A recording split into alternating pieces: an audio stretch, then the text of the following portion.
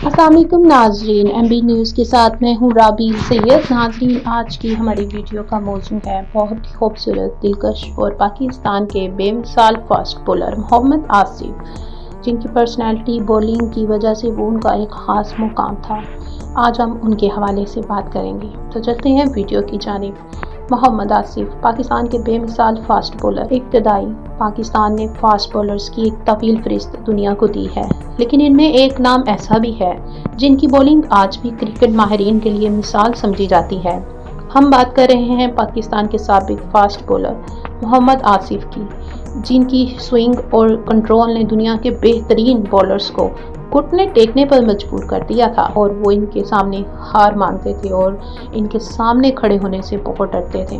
और जब वो बॉलिंग करवाते तो खेलने वाला एकदम जो है वो शॉक्ड हो जाता और वो अपनी जो है वो बैटिंग भूल जाता कि अब ये कैसे होगा। इस तरह की उनकी बॉलिंग थी। इब्तदाई ज़िंदगी। मोहम्मद आसिफ 20 दिसंबर 1982 को शीखोपुरा पंजाब में पैदा हुए। एक सादा घराने से ताल्लुक़ रखने वाले मोहम्मद आसिफ ने बचपन ही से क्रिकेट को अपना जुनून बना लिया। महदूद वसाइल के बावजूद इनके मेहनत और लगन ने इन्हें कौमी टीम का हिस्सा बना दिया और वो कौमी टीम तक पहुंच गए। बैनुल-अक़वामी कैरियर। मोहम्मद आसिफ ने 2005 में पाकिस्तान की जानिब से टेस्ट क्रिकेट में डेब्यू किया। वो अपनी खतरनाक स्विंग, शानदार लाइन और बेहतरीन लेंथिंग की वजह से बहुत टॉप फास्ट बॉलर्स में शुमार होने लगे। टेस्ट क्रिकेट में उन्होंने कम मैचेस खेलने के बावजूद दर्जनों विकेटें हासिल की और कई मैचों में पाकिस्तान को फतह दिलाई। ख़ास तौर पर इंग्लैंड, भारत और ऑस्ट्रेलिया के खिलाफ इनकी बॉलिंग आज भी याद की जाती है। जब वो इंग्लैंड, भारत और ऑस्ट्रेलिया के साथ होते थे, खेलते थे, तो उनकी टीम के लोग यही कहते थे कि इस टीम में मोहम्मद आसिफ ना हो, वो बॉलिंग ना करवाएं। इतना उनकी बॉलिंग से वो खौफ खाते थे वहाँ के जो बैटर थे। बॉलिंग का अंदाज़। मोहम्मद आसिफ की सबसे बड़ी पहचान इनकी कंट्रोल्ड स्विंग बॉलिंग थी। वो रफ्तार के बजाय महारत पर यकीन रखते थे। यही वजह थी कि बड़े बड़े बल्लेबाज इनके सामने बेबस नज़र आते थे। वो कहते थे कि बस अब ख़त्म, अब हम नहीं खेल सकेंगे, मोहम्मद आसिफ आ गए हैं बॉलिंग के लिए। चोटें और मुश्किलात, जो इनकी कैरियर का सबसे बड़ा जो नुकसान हुआ, सब इन्हीं चीज़ों से हुआ।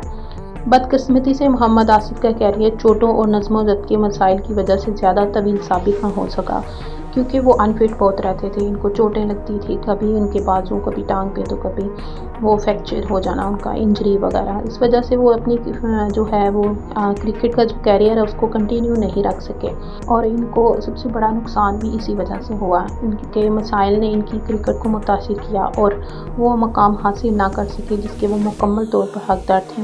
वो बहुत ज़बरदस्त बॉलिंग थे, उनकी बॉलिंग थी, लेकिन उनको वो मुकाम नहीं मिल सका सिर्फ इस वजह से कि वो आए दिन बीमार रहते थे। नाज़रीन, कभी उनको कहीं चोट लग जानी, कभी उनको इंजरी हो जानी, तो इस वजह से वो अपने कैरियर को सही तरह चला नहीं सके।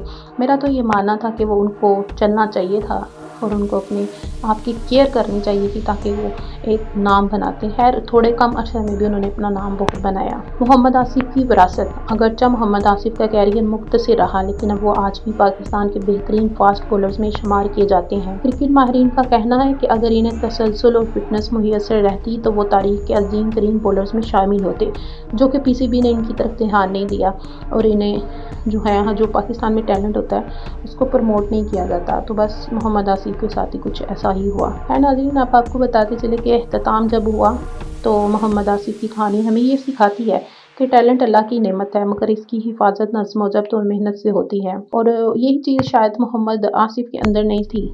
उन्होंने अपने आप को कंट्रोल नहीं किया, अपने जो खेल के में सीरियस नहीं लिया उसको, तो वो इस वजह से उनकी जो कैरियर है वो बहुत कम रहा, लेकिन बहुत फेमस रहे। वो आज भी नौजवान फास्ट बॉलर्स के लिए एक मिसाल है कि स्विंग और कंट्रोल रफ्तार से ज़्यादा ख़तरनाक हो सकती है।